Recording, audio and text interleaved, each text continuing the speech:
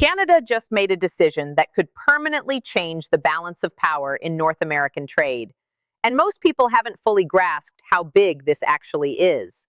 We're not talking about a policy adjustment or a budget line. We're talking about a country deliberately dismantling an 80-year economic dependency and building an entirely new foundation from scratch.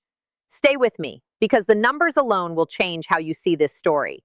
And if you've been following this channel, you already know we track this daily. So drop a comment right now and tell me, do you think Canada can actually pull this off? For decades, Canada sent roughly 75% of everything it exported to one single country, the United States. Not 30%, not 50%, 75%. According to Statistics Canada, that concentration was so extreme that every Canadian industry, from auto parts to agriculture to steel, was effectively held hostage to whatever mood Washington happened to be in on any given morning. And for a long time, that was fine. The United States was a stable, rules-following partner. The Canada-United States-Mexico Agreement governed trade with legal certainty. Factories on both sides of the border fed each other in a supply chain so integrated, it moved $2.5 billion in goods and services across that border every single day. It was called the most comprehensive and dynamic trading relationship in the world. Then, Donald Trump came back. And within months, that 80-year partnership began cracking at the foundation. Tariffs landed on Canadian steel, aluminum, auto parts, and agricultural goods. And the message wasn't just economic, it was existential. The rules of the game had fundamentally changed. Now, here's what I want you to think about as we go deeper. If your single biggest customer suddenly started treating you like a competitor, how fast could you find new ones? Because that is exactly the problem Canada found itself solving, but at a national scale, with trillions of dollars on the line. In his first major speech as Prime Minister, Mark Carney said something that stopped even veteran diplomats cold. He didn't soften it. He didn't hedge it. He said the system of global trade anchored on the United States, the system Canada had relied on since the end of the Second World War, was over. The 80-year period in which the United States embraced the mantle of global economic leadership, forged alliances rooted in trust and mutual respect, and championed free and open trade, was over. Those are not the words of a politician playing it safe. Those are the words of a former central banker who has spent his career watching nations navigate systemic shocks, and who recognized that Canada was standing inside one right now. Carney is not a man known for theatrics, so when someone like him uses language like that in a prime ministerial address, the world pays attention. And what he announced next is the part of this story that almost nobody outside Canada is talking about in full. Hit that subscribe button if you want to stay ahead of stories like this, because we break these down daily, and the next chapter of this one is already unfolding. The Carney government outlined a plan to mobilize $1 trillion in total investment over the next 5 years. Not government spending alone.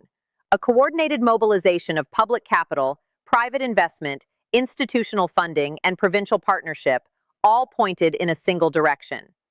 Budget 2025 set the foundation with the stated goal of building the strongest economy in the G7. Over 5 years, the government's capital investments and incentives, totaling around $280 billion, are expected to unlock more than $1 trillion in total investment from public, private, and institutional partners. That breaks down to roughly $315 billion in infrastructure, $270 billion in industrial development, $210 billion in research and development, $130 billion in housing, $95 billion through tax incentives, and $60 billion through accelerated depreciation and expensing. This is not a stimulus package. This is a national reinvention, and the speed at which it's being attempted is unlike anything Canada has tried in the modern era. But here's the tension hiding inside all of that ambition, and it's the tension that will determine whether this plan succeeds or collapses under its own weight. We'll get to it.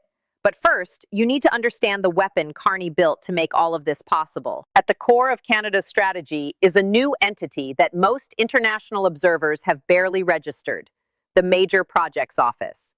And once you understand what it does, you'll understand why it might be the single most important policy decision Carney has made. Canada has historically been one of the most difficult countries on earth to build a major project in.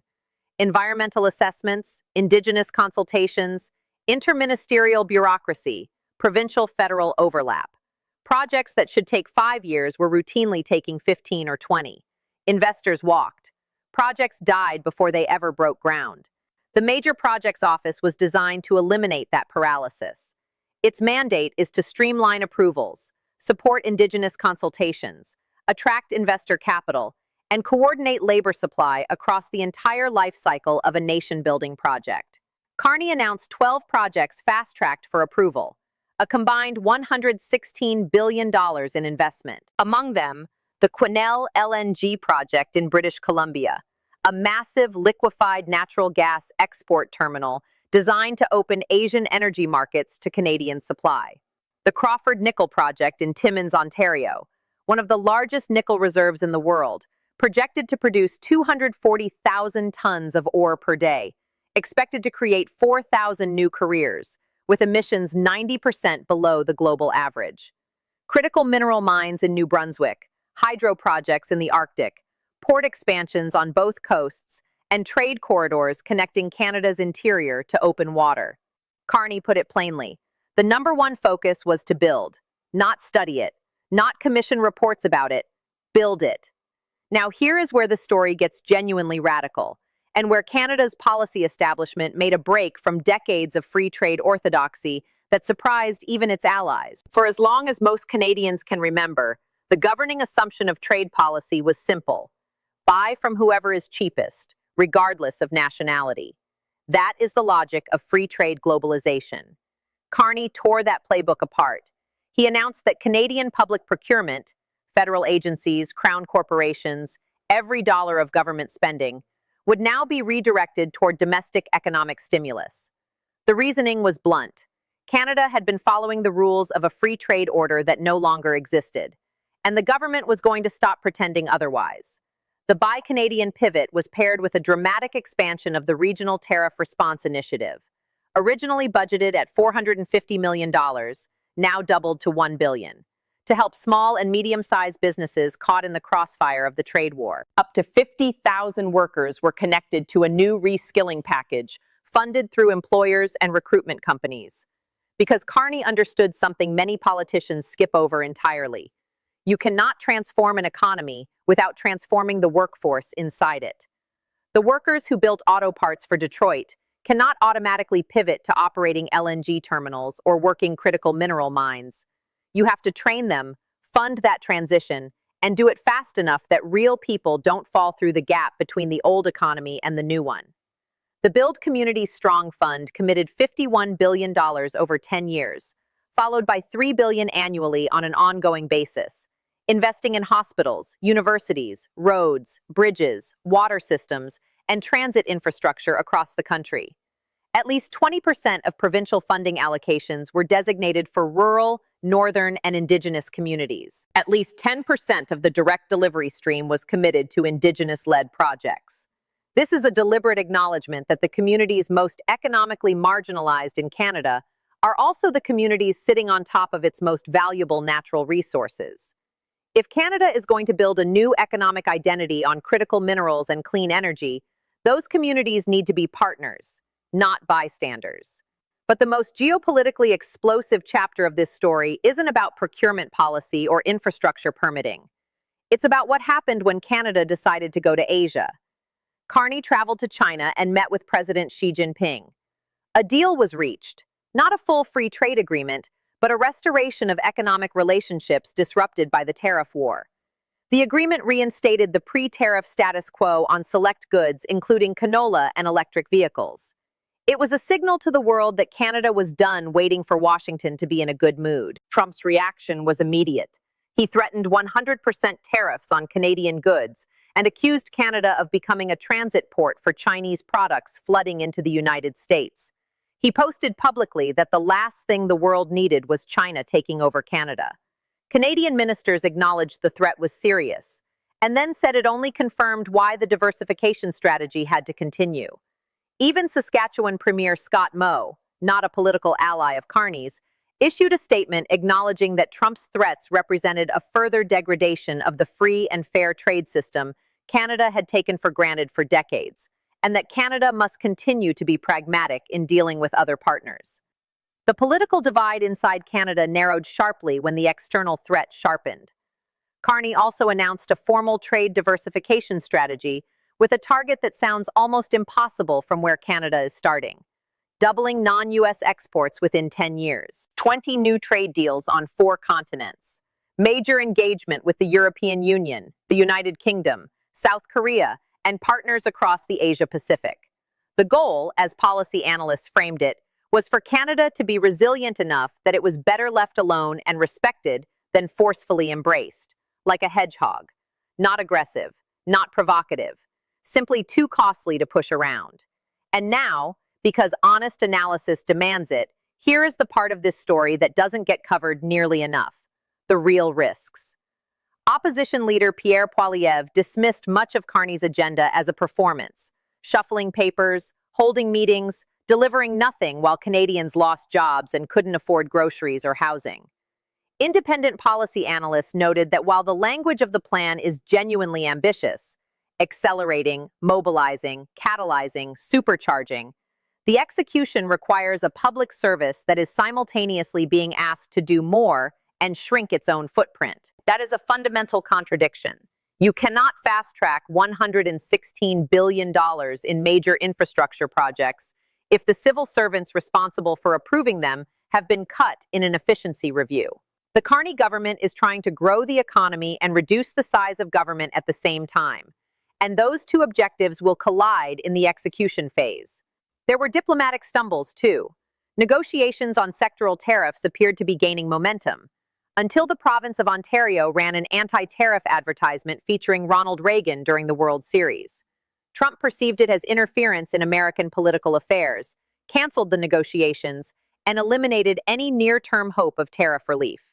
Years of careful diplomatic groundwork undone in an afternoon. Carney's visit to the United Arab Emirates, seeking investment commitments in artificial intelligence, mining, and strategic industries, raised ethical concerns as well, given the UAE's documented involvement in Sudan's civil war.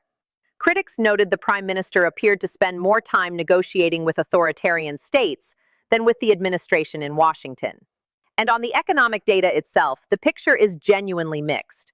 The Bank of Canada projected just 1.2% expansion for 2025. Canada's economy contracted for 2 consecutive months in the spring, largely due to oil sector disruptions. Unemployment climbed before retreating. In June 2025, Canada's unemployment rate unexpectedly dropped from 7% to 6.9%, as the economy added 83,000 jobs, the first decline since January, despite ongoing U.S. tariffs. Non-U.S. exports, particularly gold and energy, helped offset the American shortfall. But the sectors most exposed to U.S. tariffs, manufacturing, auto parts, and agriculture, remained under serious stress. The headline, though, is this: Canada did not fall into recession. In the face of tariff shocks, diplomatic volatility, and a full-scale global trade war, the Canadian economy held. So what does all of this actually mean for Canada, for North America, and for how middle powers navigate a world where the old rules no longer apply? The Spring Economic Update 2026 built on the momentum of Budget 2025, with investments targeting productivity, competitiveness, and long-term growth. The government stated it was on track to mobilize over $1 trillion in investment over the 5-year window. The first and second tranches of major projects, representing more than $116 billion, were designed to unlock Canada's full resource potential and generate tens of thousands of high-paying jobs in sectors that didn't even exist at scale a decade ago. But here is the honest truth about where we are right now. This plan is ambitious enough to be called historic. The execution is complex enough to fail in a dozen different places. The geopolitical environment is volatile enough that everything could shift again before this video finishes loading. What is undeniable is that Canada has made a choice.